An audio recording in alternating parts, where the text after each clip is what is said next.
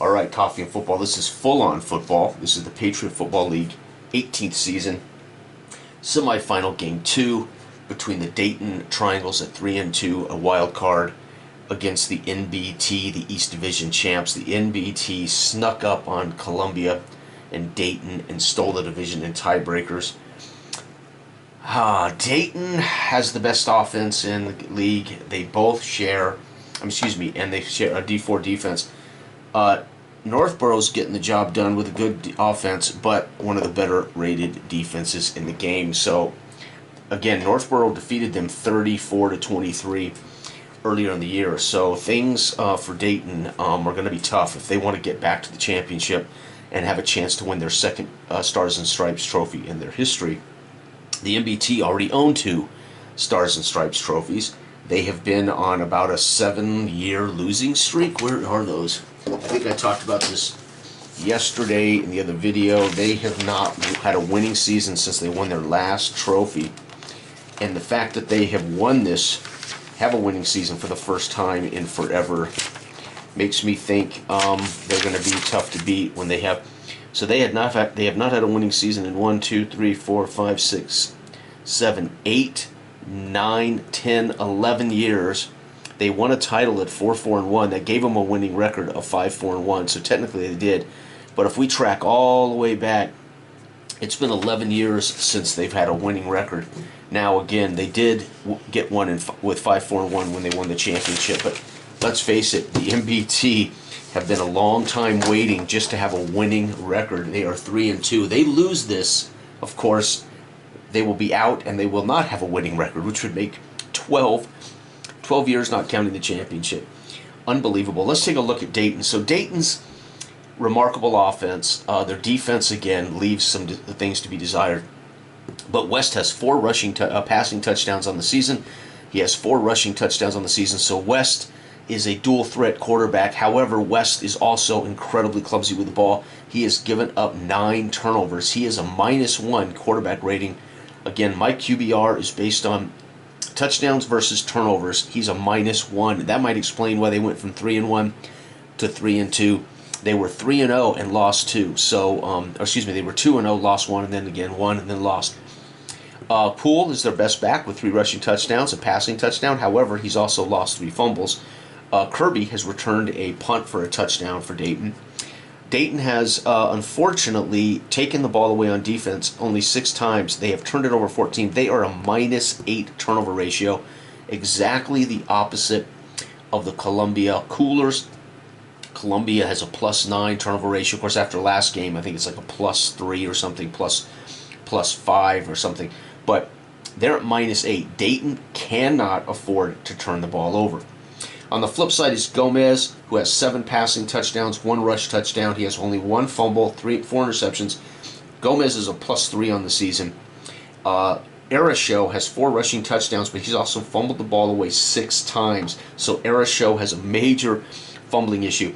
And if you wonder why the fumbles are so high, because I just have a 10-point chart and fumbles are on the chart. If you want the fumbling percentages to be more realistic, you can change those percentages on your own charts, or you can make larger charts where fumbles show up less.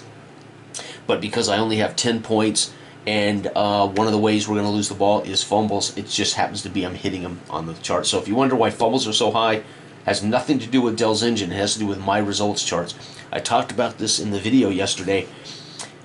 The game engine is perfect. You don't have to change anything with the dice, how the game functions. And the charts can be whatever you want to explain, how the game is going.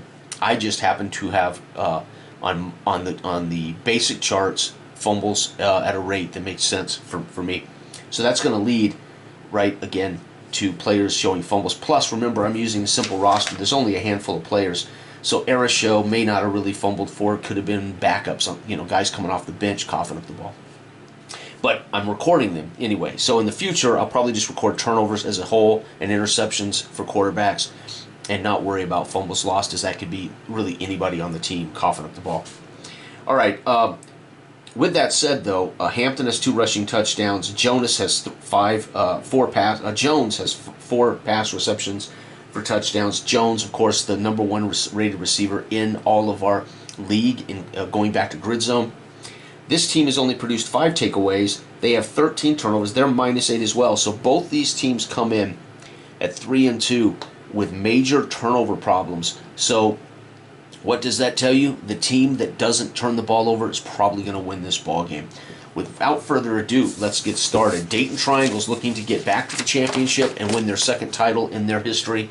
Northborough looking to get back to the championship and win their third title in their history. For Northborough to be a 3-time Stars and Stripes champion and have 11 non-winning seasons would just be nuts. Now, if they do this year, that would break that streak. All right, again, Dayton is looking at these two dice for their ratings, 12 and a 4. And again, Northborough with that 6 is a big deal. There's only 2 teams in the league with a 6, and one of them, Mesa, didn't get here. They're 2 and 3. And again, we roll this for the results chart and players involved, and we roll this for kickoffs. All right, let's go ahead and flip the coin. Dayton has the luxury here at the New England Football Complex in New England. Oh, man, and I threw the damn coin on the floor. It is nice and early here in the morning. Coffee and football. It's a wonderful thing before my day gets going. And it's going to be tails. It's going to be Northborough getting the ball first. And again, I sometimes think that's a bad thing because, yep, and they're going to bring it out to the 30, though. So Northborough's kick returner, Camstead, who had a punt return this year, and he had another big punt return that set up a touchdown. So Camstead getting the job done. Again, we're going to be looking at these 2 dice. Excuse me, we're going to be looking at these 2 dice and these 2 dice, right? And then this. So here we go, folks. Northborough Tigers' first drive of the game is going to be a loss of 3, and it's going to be a defensive score. Holy cow, 9. Defensive score, interception return. So I talked about turnovers. There it is. Gomez throws a pick 6. Gomez, interception. And the pick 6 is going to be Dayton. Holy cow, Dayton's defense scores for these guys first, and it's going to be Swan. So the defensive lineman, ball's batted in the air. He picks it off and stiff arms away. Offensive lineman rumbles down into the end zone for an INT pick 6. And Dayton is up, folks, 7-0. And NBT gets their second turn just like that. And they're out to the 30 again. The Northborough fans here stunned on that perfect execution of 4 versus the worst offensive performance they could have had. Loss of 3, 1, 2, 3, makes it a defensive score. And holy cow, Northborough Tigers punched in the nose on the first stanza. Here we go. It's going to be 1. Oh, but they go 6 this time. 1, 2, 3, 4, 5, 6. Down to the 10. 5 is a punt. So Northborough at some point there around midfield had to punt it. Coffin corner. Dayton's first offensive possession of the game. And they're going to go for 5 -6. They're going to lose 10. That's going to be a defensive score. 2. Defensive score is a punt return. So Camstead. So we're going to punt. And NBT with a Camstead punt return TD, which he did earlier in the year. It is 7-7 on the back of a defensive score and a punt return. Holy cow, both teams have scored on something other than offense. Uh-oh, and Dayton brings it out. This will be Dayton's second turn. So that 6, man, is killer. Northborough with one hell of a defense, or one hell of a special teams defense. So we got 4, so see, we reduced that to half. 1, 2, 3, 4, and 7 is a punt. Okay, Northborough's final turn of the first quarter. Unbelievable, man. We got a 7-7 game and neither offense has scored. It's going to be 6 -4. Wow, so Dayton is showing up on defense. They go 2, 1, 2, and 3 is a punt. And here it is, Dayton's final turn of the first quarter. And they're going to go 12-3. They're going to 12-6. Wow, so both teams playing the best possible football they can. 1, 2, 3, 4, 5. And it's going to be a field goal for Lexington. Bill Cower. This guy has been the single worst kicker in the league, in the history of the Patriot Football League this year. But he gets a field goal there. And 10, actually it was a 33. It's a 33-yard field goal. And that's going to give Dayton their first points of the day. First quarter is going to end with Dayton up 10-7. A pick 6 by Swan, the stand-up outside defensive end, picks it off, returns it for a touchdown. the MBT, and then Dayton forced to punt from their territory. Camstead puts the moves on, rumbles into the end zone on a punt return. And folks, we got a game. MBT with a kickoff. And they're going to bring it out to the 20. And this is really killer for the MBT. They don't want to be in this situation again. Wow. So Dayton drives down, gets a field goal from Lexington. And it's going to be a push here. We got 4 and 4, so nowhere, not going anywhere. Oh, gotta roll this. And 4 is a punt. So MBT has to punt. Dayton gets it down here to the 20. Let's see what Dayton does. Now Dayton's in a perfect situation to take a big lead here. 10 and -3. Yep, it's touchdown. Dayton scores on a 7. 7 is going to be a pass TD. So it's going to be West, who's already avoided a turnover thus far. Now he's adding a TD pass. And the TD pass is caught by 7. That's going to be Kirby? Anders. Anders is going to catch this. And it's 17-7. And all of a sudden, the MBT's Cinderella season is on the hook here. Can they continue this Cinderella run? The MBT goes 4 and 1. They're going to go 3, 1, 2, 3. And 1 is going to be a turnover on down. So they go for it. And they went for it on a 4. It's a run. So they went for it on a run, which means it's going to be a big stop by 2. Carney with a 4th down stop. And Dayton takes over right there at the 50-yard line. Dayton again. This is scoring position for them. They can actually score from here. That's how, yep, and they're going to do it. Touchdown, 5. Another pass TD. West having a brilliant second quarter. And it looks like Dayton may have finally gotten over their slumbers. They were started so strong in the year, and they suffered a couple of kinks in the road. But this is Bill Cowher's team is on fire here going into the championship game. 5 is going to be a catch by Kirby, pass to Kirby. And it's 24-7. And West isn't looking back. The MBT must desperately get something in like toot sweet. Wow, unbelievable. So Dayton getting the job done. It's going to be 1 -3. It's going to be a defensive score. Defensive score is on 0. It's going to be an interception return. So Gomez throws his second pick 6 today. Who gets it? 1. It's going to be Oakenford. It should have been. So 2 stand-up defensive outside backer / defensive ends get pick 6s. PAT, and it's 31-7. Dayton killing. And Dayton automatically will get a final possession. It doesn't make any difference kind of what the order's in. It's abstract, but they're going to be getting this from their own 20. We have to complete the turns, and Dayton is going to get that final turn. Holy cow, this could get worse. 12 and 2 is going to go 10. It's another touchdown. Yep. Oh, my God, another TD, too. This one is a run. So it's going to be a big run by Poole. No, West. Oh, West scores. QB run TD. Extra point was good. It is 38-7 at halftime. Remember, the NBT defeated Dayton 34-23. Dayton actually made a fourth quarter comeback, made that game look closer than it was. And here we have had, I talked about turnovers. Gomez pick 6. Let's see here. Gomez, a turnover on downs, and Gomez another pick 6. And folks, this has got to be the biggest arse kicking in the history of the Patriot Football League. Bill Cowher, all smiles as he trots off the field going into halftime. Holy cow. And DT gets the ball first to start the second half. Bill Cowher. West has thrown 2 touchdowns, and he's run for 1. Very Lamar Jackson effort here. Looks like a Lamar Jackson game. He is the most dynamic quarterback in the league with 4 TD runs, 4 TD passes. Unfortunately, turns the ball over a lot. Today, West has avoided any turnovers, and he has 3 second quarter touchdowns. Holy cow, Dayton wants a trophy, and they're out to the 30. This could get worse, folks. Dayton may score again. No, they're going to actually lose 10 and turn it over on a 7. Punt return.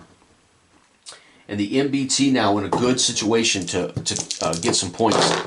And they're going to lose 30. 1, 2, 3, and 7 is a punt. So they get pushed back. The punt return out to the 50. All bad for the NBT here, folks, as Dayton is completely destroyed any hope they have of winning this game. 38-7 at halftime. By the way, I should write that down. They scored the pick 6. Oh, my God. So they scored 28 points in the second quarter. The NBT with nothing but turnovers. Okay, I rolled up 7 or 4. They're going to go 3.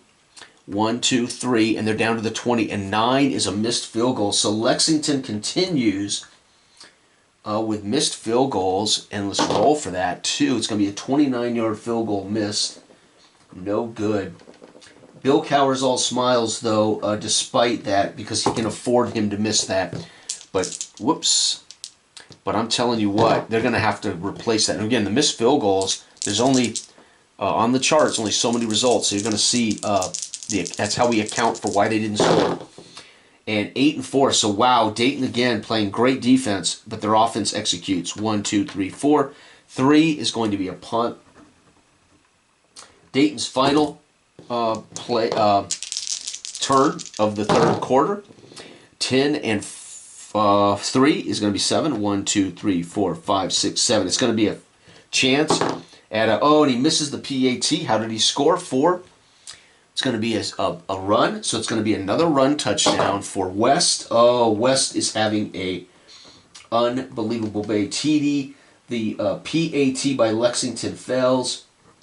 And folks, thank God, that makes it only 44-7. They leave the door open for the NBT to come back, right? No, I don't think so. 44-7. Kickoff by the NBT out to the 20. And the NBT, of course, have to do this final turn of the quarter, and they're going to go 4 minus 4. They're going to go nowhere on a 10. Intercepted, picked off again, intercepted by Cardi. Oh my God. So again, you could set up where your DBs pick off more passes. I literally just give it a D10.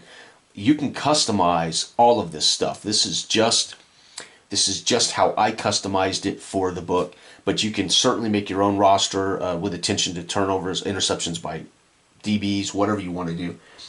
All right, it has nothing to do with his engine. This is just the detail stuff, and yours can be completely different, more realistic, less realistic, whatever you want. Okay, we got a turnover there, didn't we? 4-4-2, picked off, right, by Gomez. But this one's not returned for a touchdown. Who picked it off? Carney. Setting up Dayton in the fourth quarter. This is going to get ugly. 6-0. So 44-7 going into the fourth, and Dayton gets the ball at the 20. This is going to be ugly, folks. They're gonna put a 50 burger on Northborough. Yeah, they are. 3. Yep, sure enough. 1, 2, 3. Yep, with a chance to miss the PAT. No, they made it this time. How did they score? 4. 4 is a run. So guess what? It's going to be, this time it's Poole with his 5th on the year. Run TD. PAT is good. Folks, 51-7. The NBT completely, Coach Sammy O'Connor and this team 100% outcoached, outplayed by a determined Dayton Triangles, a whooping, an arse whooping. And out to the 20. Unbelievable. This has been brilliant. And this is almost the worst. I think we had a 63-something game, which was a championship game in like season 3. Columbia beat my team, Little Rock, 55-7 or something in the championship. It was like a drubbing. So probably the highest scoring game in our history was that 55 points by Columbia whooping my team in the championship. We actually saw Webb City in a grid ball game beat my brother's team 63-7. So this is not the highest score yet. However, it's still the fourth quarter. All right, I rolled a 1 and a 2. They're going to lose 10, and they're going to turn it over on a punt. So again, great punt return by Kirby as the DT takes over right there. And it's a chance for the DT to maybe get 58 big ones here, folks.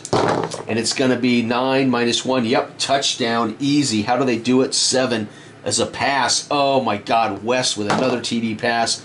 This one to Kirby. West setting records. Kirby, pass TD to Kirby. PAT is good. It's 58-7. in the worst arse whooping I've seen in a long time. And 2 out to the 30. Well, that's positive. I mean, I'm stunned. I am just stunned. That's our one positive play there for Northborough. It's a good kick return. And 10 minus 3, 7. They might score 1, 2, 3, 4, 5, 6, 7. They do. They get a field goal. So I guess that's for morale. Let's go down and kick a field goal. James. And the field goal is a 7. 7 is a 28-yard field goal. And it is 58-10. I guess they thought that might be worth it. DT, here it is, folks. DT's final turn of the game. They're going to return it out to the 30. They are completely in control of this. It's the biggest butt whipping I've seen in a long time. And they're going to gain 10 despite a bad performance. 9 is a punt. And this is it. The MBT. This is the game right here, folks. This is academic. This is just to complete it, as there is no way it's going to make any difference other than the administration of it. 3 and 3 is a stone wall and a punt. So they end up punting, and again, the game is abstract, so they might have punted with 3 minutes left. Dayton manages to kill clock or whatever. That's it, folks. Oh, my God. So we got Poole with the touchdown. West, we got another 14 points in the fourth.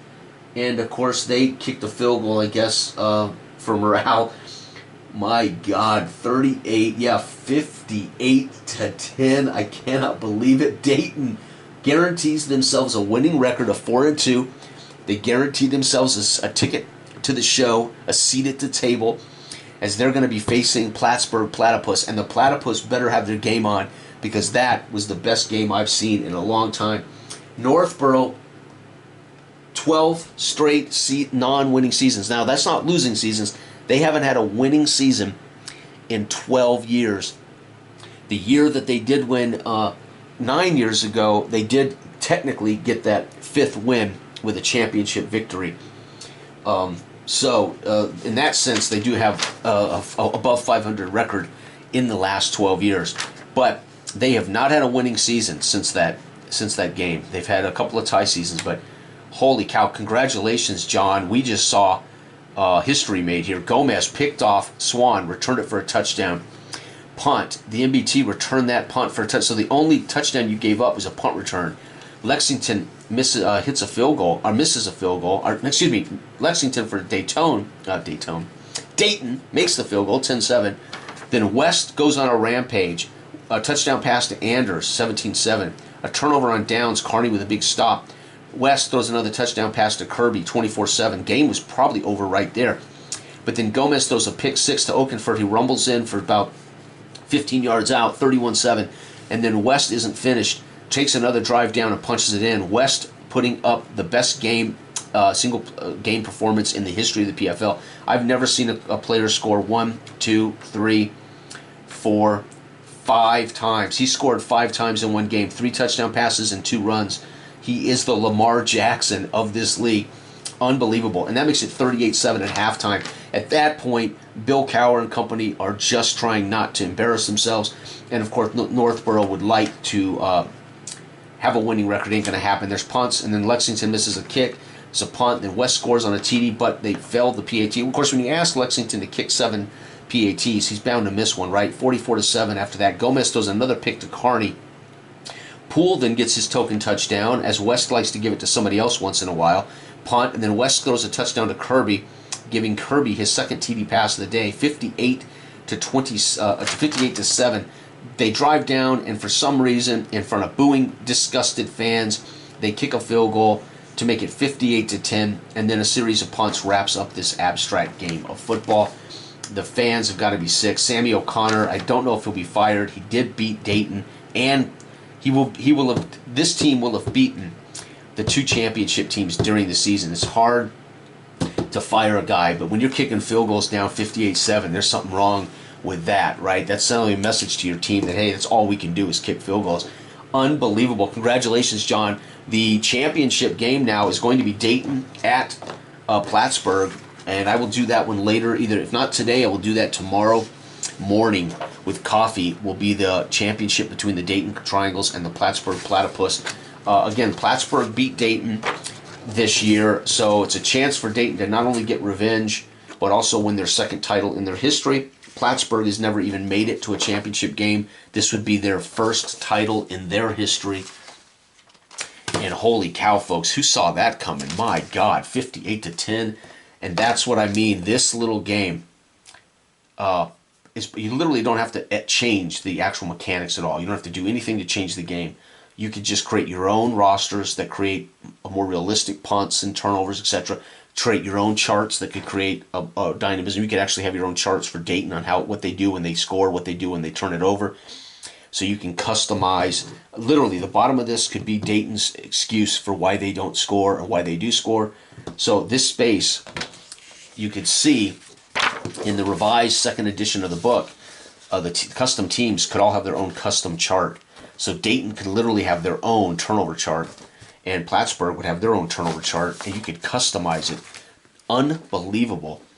The engine doesn't need any math changes. It isn't the math that's causing the turnovers. It isn't the math that's causing the punt returns for touchdowns. It's just how we designate that. And you could even make a chart that's just what happens when a team turns it over to 10, right? It makes more sense when your team moves down the field. What do they do here that would lead to no points, right? A turnover on downs, a missed field goal, right? Okay.